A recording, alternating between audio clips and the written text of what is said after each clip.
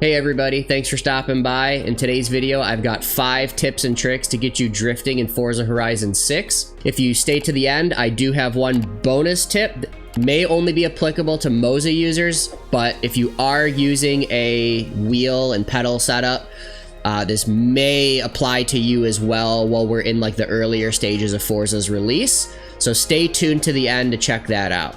Number 1. We are going to start off by going to our settings menu, and in the difficulty tab, we want to make sure there's a couple of settings that we have changed. So the 2 biggest ones are going to be traction control and stability control. Those need to be off. That's the death of all things of getting sideways. These tell the game that you don't want to lose grip. We need to lose grip to drift. So make sure those are off.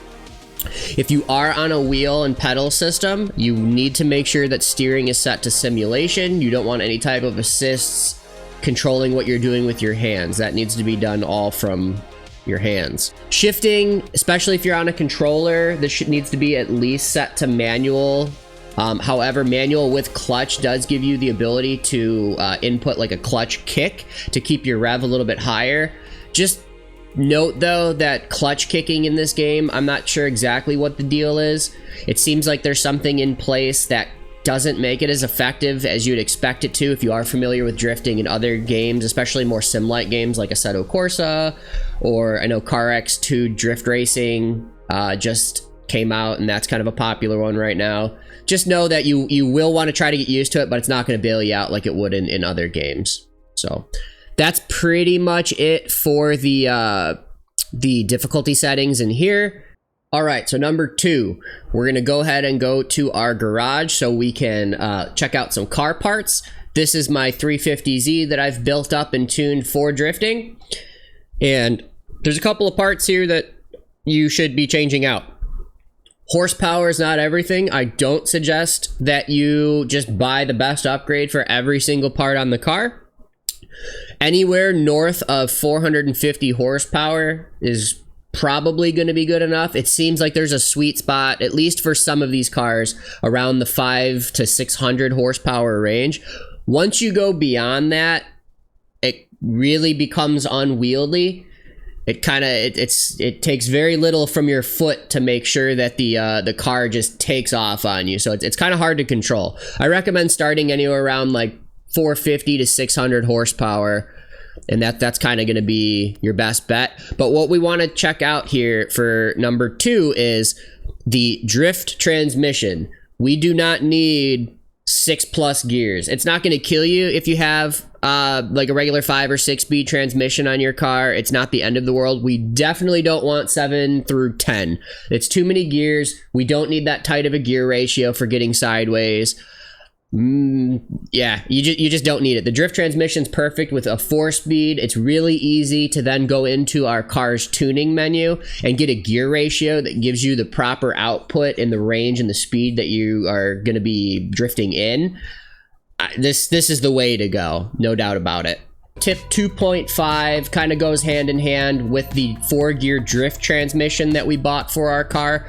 If we go into our settings and head into the car tab where there is the tune car menu, you can go into the gearing tab now, and you can control the ratio between all of our gearing. We could pretty much leave the individual gears alone unless you're noticing a problem that when you're shifting you just don't have the right output in a certain gear. Then you may need to tune your gears individually.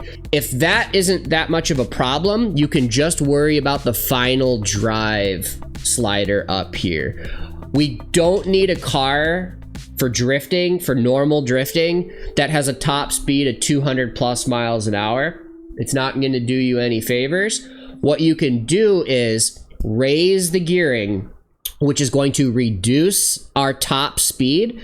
It's going to give us more torque at the wheels at a lower speed. So that way in 2nd and 3rd gear, which is probably going to be your money spot for most builds, with a high enough gear ratio, 3rd gear will give you an appropriate top speed that you're not going to be bouncing off the rev limiter every second, but it's still going to have enough torque at the wheels that whenever you want to give it some throttle, you'll get your tires to brake and you'll be able to stay sideways.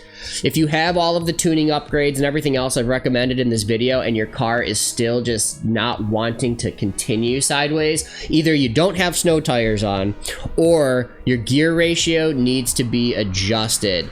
Even with all that horsepower, if your gear ratio doesn't make any sense, you're going to hit the throttle and the car is just not going to want to brake traction and spin.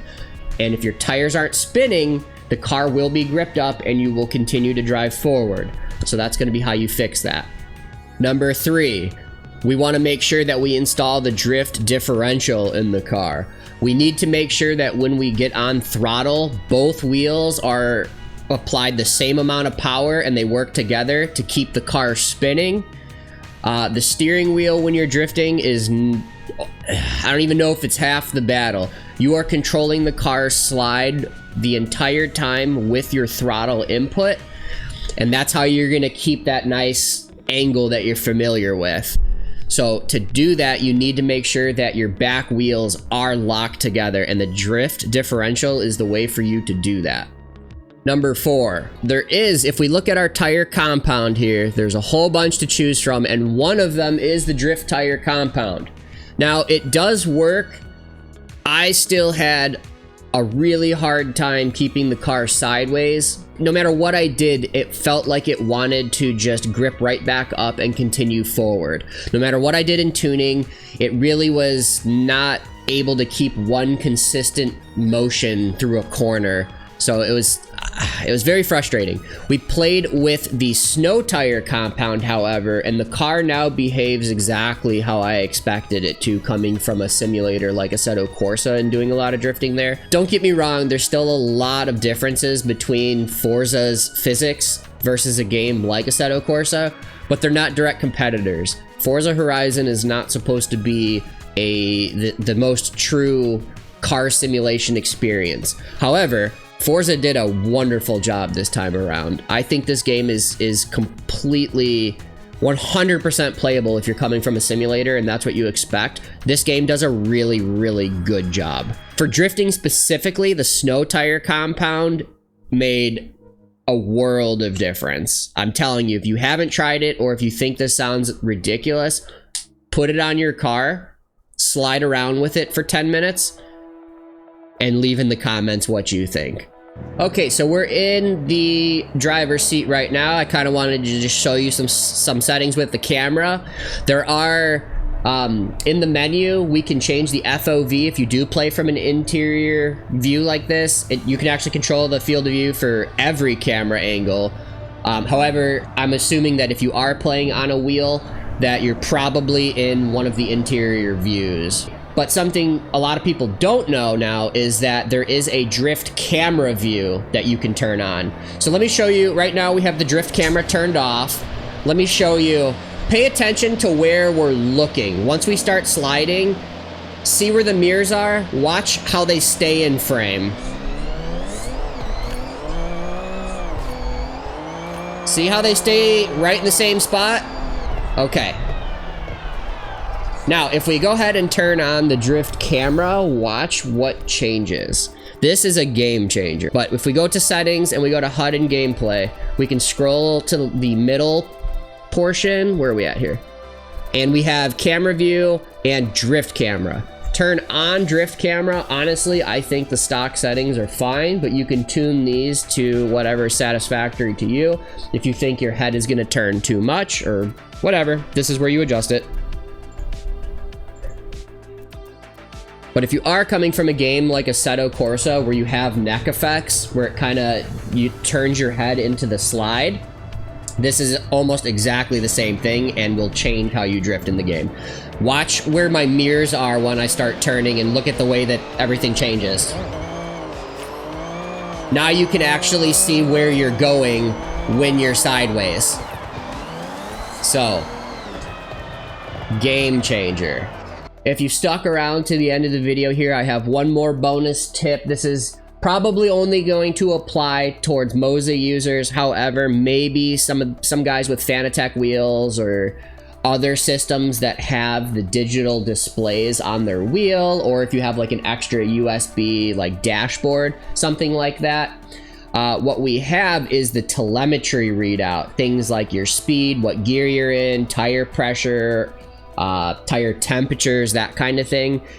It's not supported natively through Moza right off the rip. They don't have it baked into the software as of the Premium Edition's early access. I'm sure it's going to come later, but for now, if you want those readouts, here's what you do. You go to your settings, you will go to your HUD, and then you will scroll all the way down to the bottom, and there's a telemetry section. You want to make sure data out is turned on. You want to make sure that the data out IP address is tuned to 127.0.0.1. And then the data out IP port needs to be 20066. As soon as you plug that in, if your wheel is configured and on, which should be, it should just come alive immediately. And now on your display or wherever it is, you will have gear readout, you'll have mile per hour or kilometer, whatever, you'll have tire temperatures. I don't think the game is reporting PSI yet. That is still not updating for me. I'm pretty sure you're gonna get your lap like deltas and your time and stuff like that when you're in an event. But yeah, so really cool. That doesn't have to just sit there saying 0 the whole time. All right, guys, thanks for checking out my video. I don't want to make this too long. I hope you learned a couple of things to help you get drifting. And stay tuned for more tips and tricks and just general Forza gameplay. We're having a ton of fun playing this this go-around. I think they did a wonderful job with this game, and I'm very, very impressed, and I can't wait to see what's to come. So, see you later.